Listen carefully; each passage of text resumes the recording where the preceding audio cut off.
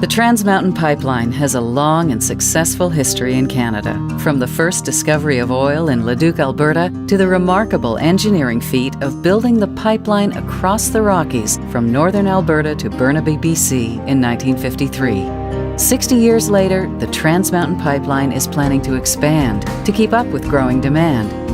As part of this plan, Trans Mountain has now filed its facilities application with the National Energy Board for regulatory review. If approved, construction could begin by late 2015. Leading up to the filing of the application, there has been an extensive year-and-a-half preparation period involving an environmental and socio-economic assessment and the development of the proposed pipeline corridor. Starting in spring 2012, Trans Mountain began meetings with Aboriginal groups, landowners, communities, and stakeholders.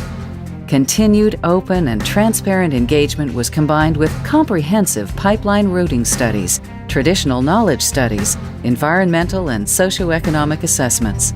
With the facilities application now filed, the National Energy Board conducts a regulatory review, including a hearing on the application before it makes a recommendation to the Federal Cabinet on the proposed project.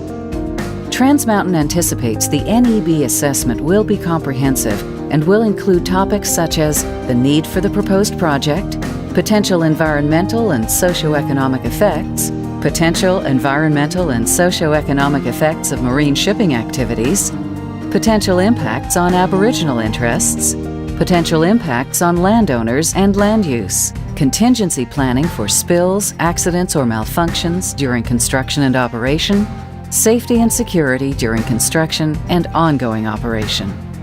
Once the National Energy Board confirms the application is complete, the regulatory review is anticipated to take 15 months to complete, including the public hearing.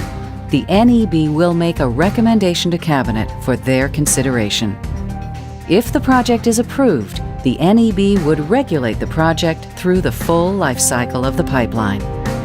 Trans Mountain continues to work towards finalizing the route of the pipeline, to identify additional environmental mitigation, and to engage with Aboriginal interests, stakeholders, landowners, and the public.